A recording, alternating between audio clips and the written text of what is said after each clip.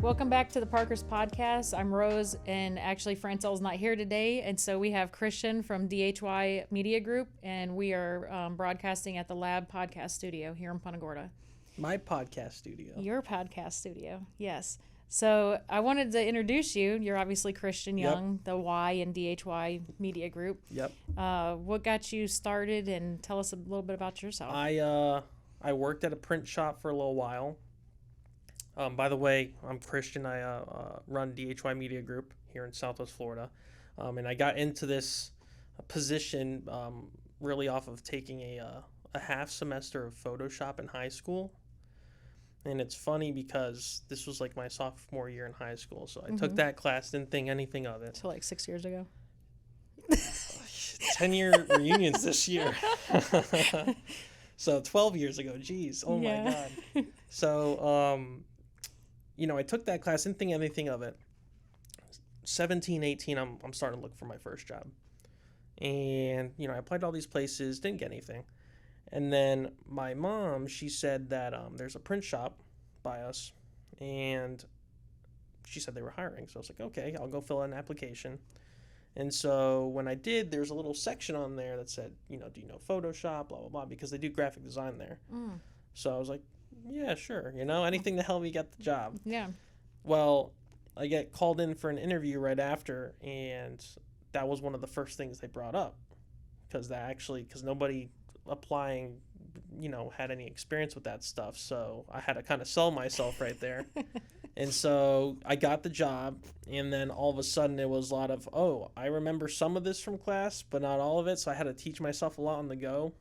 And a lot of it was logo design and marketing print materials. So I was kind of dabbling in the marketing then, but I had know nothing. And then on my lunch breaks, Anthony, my business partner, he would order prints from us, and I'd bring over my lunch breaks. Oh, I was always wondering how that connection was made between you guys. Yeah. It was pretty funny, and he thought it was cool that I was spending some of my time of my lunch break, bringing him his prints.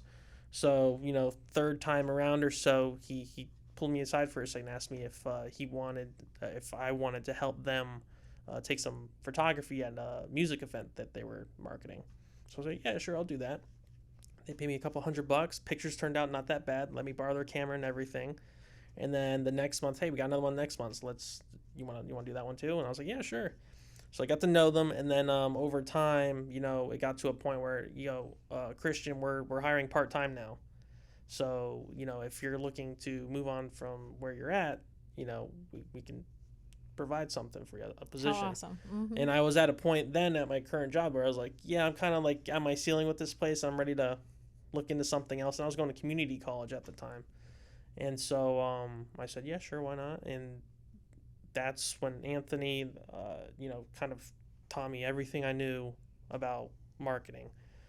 Didn't learn any of that in school. It was him, YouTube, podcasts, you name it. So it was a lot of self-teaching, a lot of him mentoring. And he taught me a lot more of the intangible sides of the business. Mm-hmm.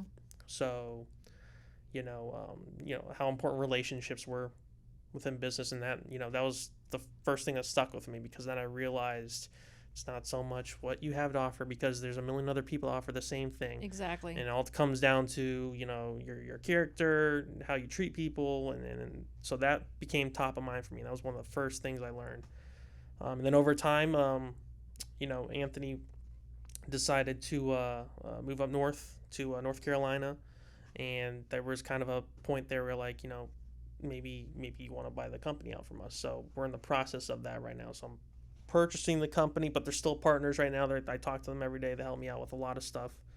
And so now I'm at the point where we're doing all this cool stuff, videos, podcasts, and all kinds of marketing. That is so awesome. Yeah. I think I want to say we were a part of the media group prior, when it was called Shop Local, before you even came on board. Right. So we've known Anthony for a few years now. Well, probably like I don't know, 6 or 7 years. Well, I remember you guys coming in. It was probably 6 years ago, and I think we had a studio space. It wasn't a podcast studio per se. We were a little bit ahead of where we were supposed to be at our time, but it was Chatter. I don't Oh know yeah. if I don't know if you guys were on that, if we did a video with you guys or not. I think you may have with Francel. Yeah, maybe we Because did. I've always been Yeah, camera shy. that's right, that's I right. never wanted to be involved in any of that. Yeah. But it's funny because I had to really talk Francel into even getting into social media marketing or anything. We had a Facebook page before he knew about it. I was hiding it from him for about 2 years, and we showed up one day to one of the trivia nights actually, and I pulled Anthony aside and I'm like, can you just talk to him, because he's so old school.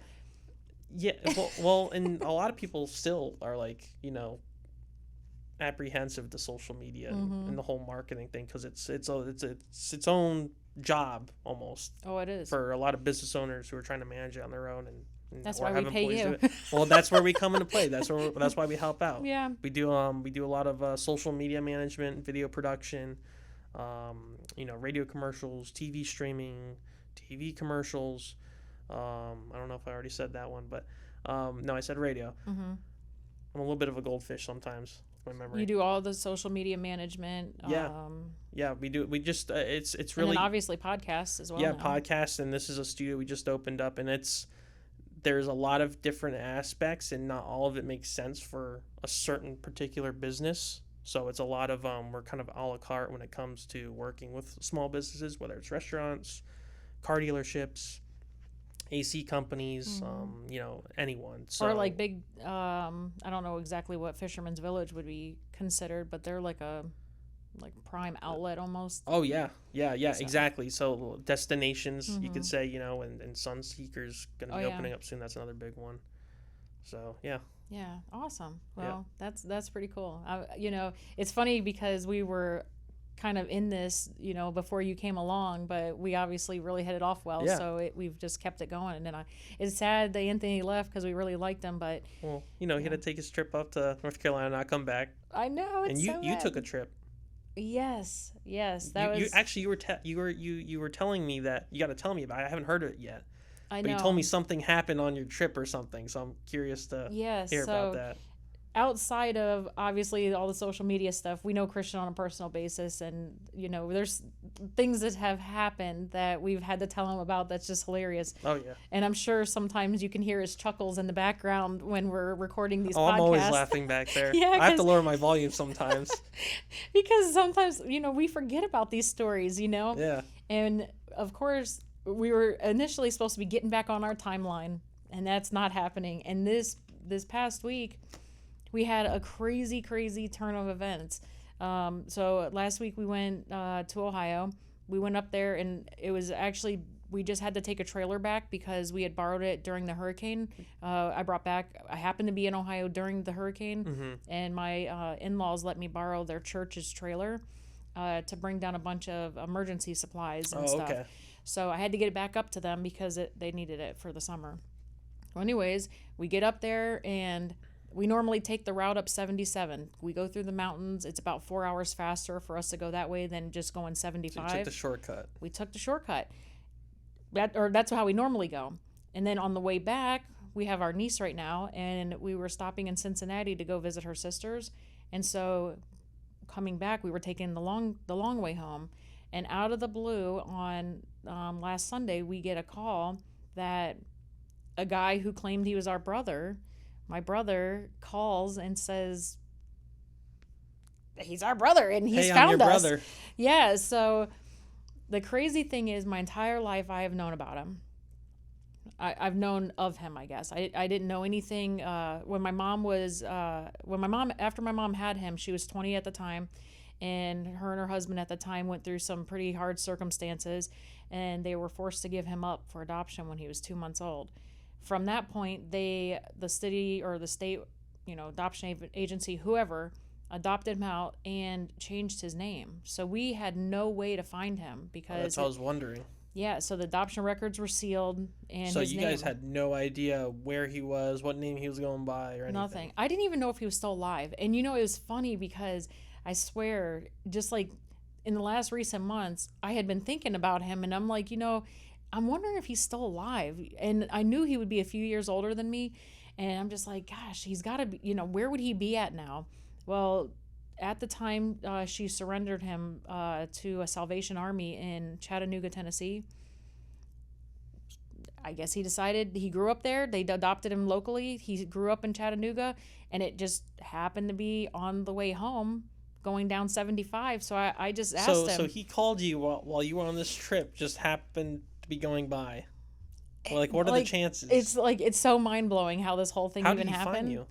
Okay, so I guess he was able to get the adoption records unsealed back in January. And so he got our mom's name. My mom is not on social media. However, he was also in the military. And so me and my sister Angela were in the military. And there's this thing called Ben Verified that you can, I guess, get... Is it like a portal for military? I'm not even aware of what it is, to be honest. I don't know how, but he said that he was aware of me and my sister because of our military service. And that he didn't even know we had 3 other siblings. Oh, my gosh. And so I just asked him, I said, can I just stop by and see you? Like, I want to put a face to your name. So then I even asked him, I said, do you care if I get your Facebook? Because, now I want to Facebook stalk him. I want to know, is this real? Is he lying? Right. Like, it was just crazy how this whole thing happened. And the moment I started talking to him, it's funny because he sounds exactly like my other brother, except he has like a southern drawl. So, but when we met, I couldn't believe how much he looked like our other siblings. Yeah. Now, he has a different father than we do. Right. But of course, we've just immediately welcomed him with open arms, and we're excited to meet him. He's coming down next month, so I'm very, very excited about that. Oh, that's cool. Yeah, and I got to come down and meet him on the way down from Ohio. And that Monday we spent the day just, doing the tourist stuff all around Chattanooga while he was at work. And when he got off work, we sat down and had dinner. Of course, we had everything to talk about. So we ended up going back to his house afterwards. And I was so glad that he even invited us back because he had told us that he's a little like antisocial, was a little nervous about meeting, didn't really know what to expect. Something like that. I know. And then when you meet somebody like that, it is kind of hard to strike up a conversation because outside of knowing that they were alive for 2 months, what do you talk about? Well, you have nothing to go off either. Like, you don't really know that much about them, so it's kind of like... It is literally I'm sure it's finding out in bits and pieces, Yes. Know? And it was like meeting a perfect stranger. How old is he? He's 41. 41, so he's your older brother then. Yes. Nice. I was kind of like, dang, I'm not the oldest anymore. Like, hold on a minute. So you're the oldest before Bill got him. Oh, geez, he took that from you. I know. And so, Francel, of course, is saying, oh, it makes so much sense. You were never the oldest. You've always been a middle child. That's why you're so bad. And I'm like, oh, geez. So it was really cool, really crazy. He's got a wife, beautiful, super nice wife. And I was really hoping that she got to come down when he comes, but I guess their vacations don't line up. But I'm so excited for him to come down. That's really cool. A lot of people are in the same situations where they have like, siblings that maybe they know about, but they don't know how to find them or reach them. Mm-hmm. And actually, you see a lot of forums on the internet and stuff like that. People like looking for. Well, he'd done a DNA test also, which led him to a mutual cousin. Because we don't share the same father, the DNA crosses over in some aspects, but not in others. And I guess the cousin that he met had to have been on our mom's side because it showed up on both of ours. And she didn't have enough links to get to us. I don't even know who she is, to be honest. But somehow or another, he found the number, went shooting in the dark, sent out messages to like 5 different numbers he found. And one of them replied, and it was my mom's sister, Terry, actually, our Aunt Terry. She had just passed away recently, and so one of the numbers went to her boyfriend at the time, Bill. And so I'm so thankful that he actually responded to him and told him, hey, I am not who you're looking for, but I know them, and I'm going to get you in contact with them. And so that's how it happened. Oh, that's cool. It's just crazy. That's really cool. So that now you got like this whole nother, person in your life now, and that changes a lot of things. Yeah, for the better too. I know, and I think he had told me that he was a little bit nervous to meet us because he didn't know if we would be accepting of him or, the fact that we only share partial parents, then maybe we might just say, oh, okay, you're a brother, whatever, and just kind of, dismiss him. But we are all like literally trying to plan out this whole time that he's coming down. He has no idea that we're all like expecting him and excited for him to come. And we're just that's excited. Really cool. I know. That's really cool. I'm trying to do like a big barbecue or something. You should get him on the podcast. I would, but I really don't think I'd be able to get him. The first time coming down, now we get him on TV. Yeah. He might hey, freak by out the way, a little bit. we need you on this video right now. Yeah, and he's already told me he's a little like, camera shy and, a little antisocial. So which is funny because that's exactly how my other brother is too. So it's just funny how it all worked out. Well, that's really cool. Mm-hmm. So, it's funny when we were sitting at the restaurant, we got there about 10 minutes before he did. I was really nervous to meet him. And so Francel was on the phone with a buddy of his. And I'm like, I need you to get off the phone right now. We have to talk. And so he got off the phone. And I'm like, are we supposed to call the news or something? Because how you see all the videos of the people that meet their family for the first time. Yep. And, you just don't know. But that's fun. So you met him for the first time at the restaurant? Mm-hmm. And how was that? Was he like surprised or because did he see any pictures of you guys like before he called? Or so I messaged him that the night before, Sunday night, and told him, I'm just letting you know I'm going to Facebook stalk you. And so he's like, it's okay, I'm creeping too. So we were both like looking at each other's pictures, and your social media, you can't hide behind anything, right.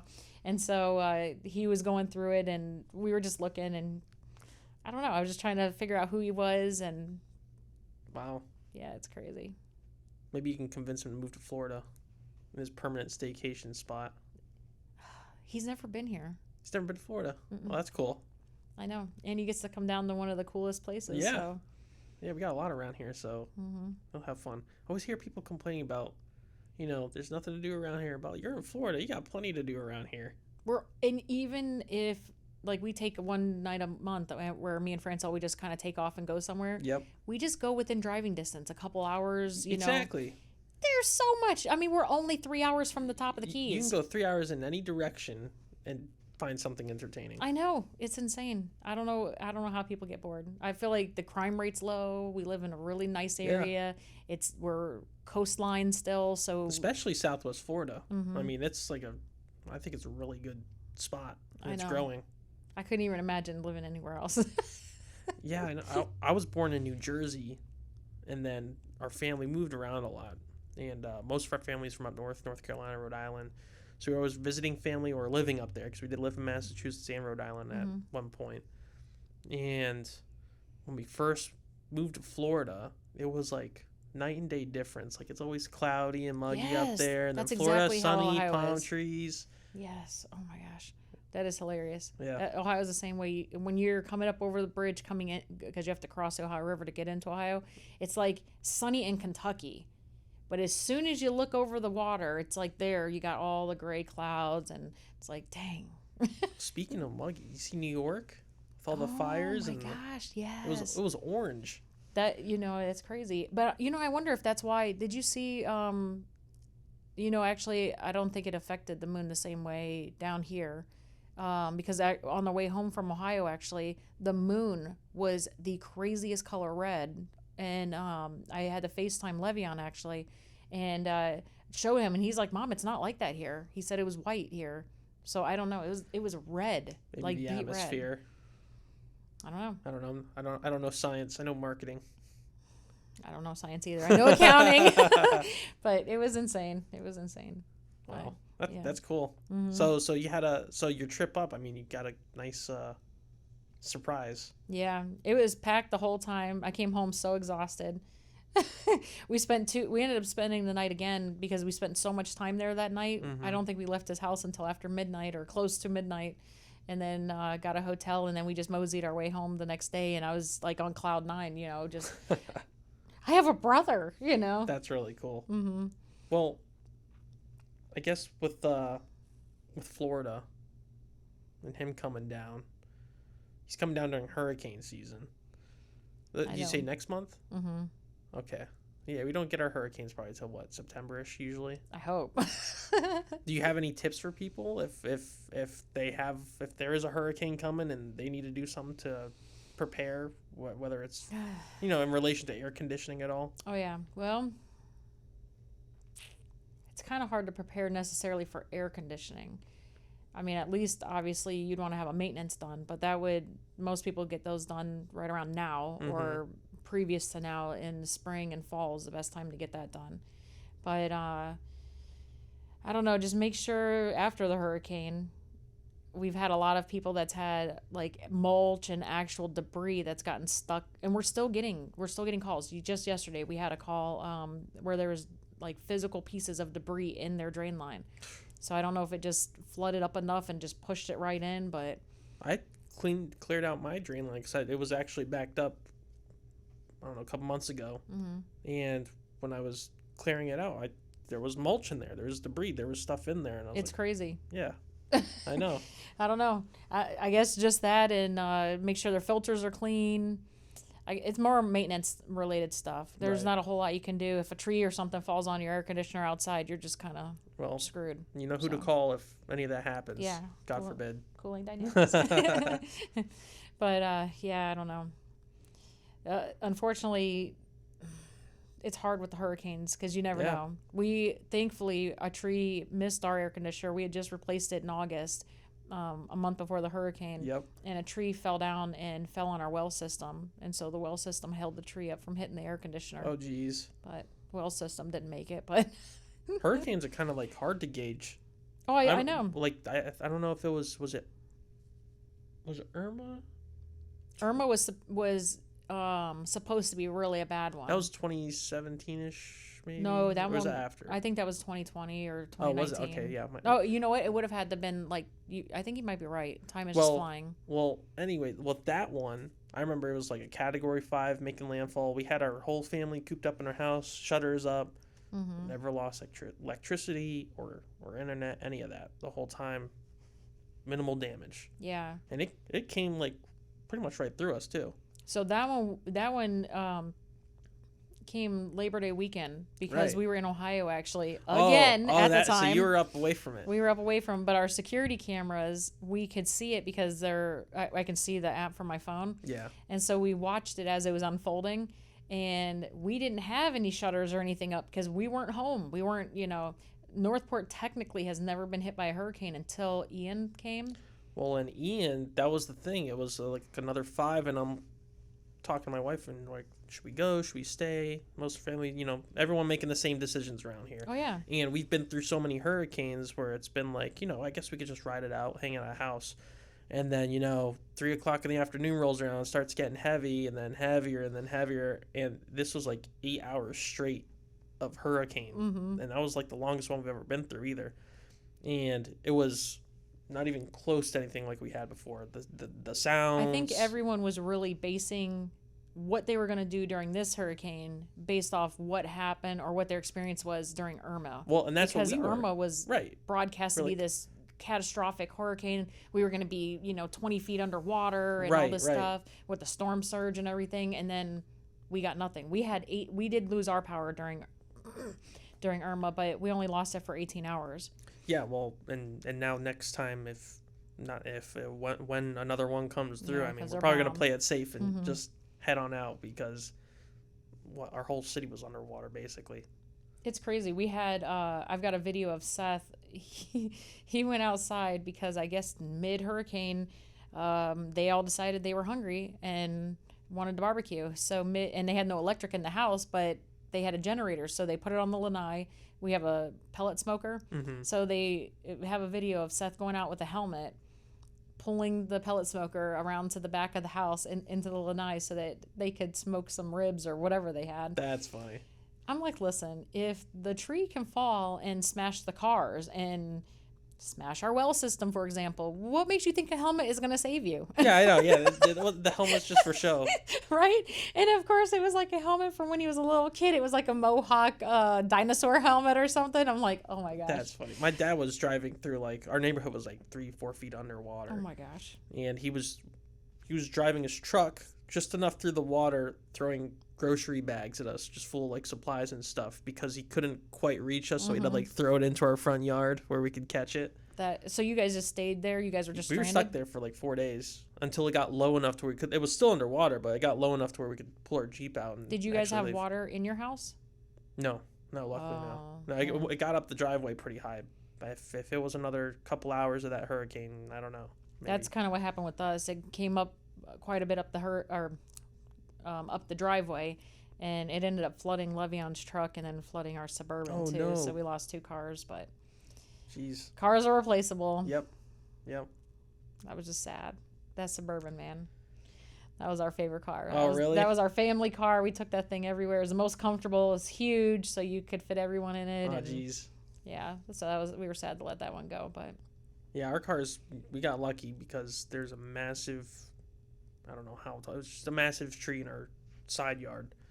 And when we walked out the next morning to see, what it was like outside after the hurricane, that tree was upside down, stabbed into our yard, just vertical. And it was like because we had no idea. How does that even happen? Well, right, we didn't know what was going to look like outside. So when we saw it, and everything's underwater, and we saw that, we're like, holy crap, this is bad. This is worse than we thought it was.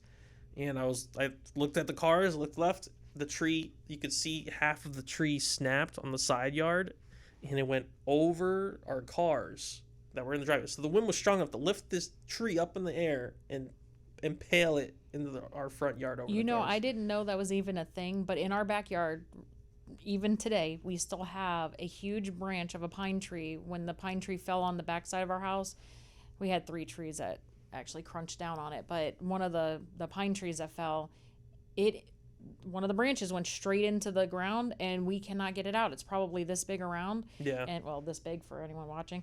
And we can't get it out. And so we cut it off as low to the ground as we can, but we left a little bit sticking out so that eventually maybe we can dig it out or something. Yeah. But I have no idea how big that branch is or how long it is. It's stuck. Well, next time I'm not going to be here for the next hurricane. I don't think I want to be here either. Well, I'll be out of here. Yeah. It doesn't make sense. Why? I'm not necessarily afraid of the hurricanes, but why even put yourself through the stress of it? Well, and that's what I was thinking. When we were sitting through that hurricane, we're like, not worth the risk. No. Because you're sitting here right now and you're like, I'm hearing stuff hitting the roof. Mm-hmm. I don't know if this roof's going to come in on us. Oh, yeah. The insulation was coming out the back end of the house once the tree came down. They heard this loud crack sound, and they thought it was lightning and thunder. And here, that's when the tree actually hit the house. Yeah. And it was so loud that he couldn't distinguish that sound from like lightning and thunder. Right. And all of a sudden, Seth says, Dad, does it snow during a hurricane? And here it's all the insulation just blowing out. My gosh. It's everywhere. We haven't even gone in our attic. Oh, jeez. It's so bad up there. I looked up one day just to kind of to gauge it, and it's just everywhere. Oh, so geez. I don't know. The roof is being put on today as we speak. So once that's done, very good. I guess that's the next thing is to do that, and the walls and floors. I'm glad that you were able to sit in for Francel today and get to kind of tell everyone about your business and stuff too. Well, thanks. I appreciate it. No problem. Until next time, this is the Parker's Podcast.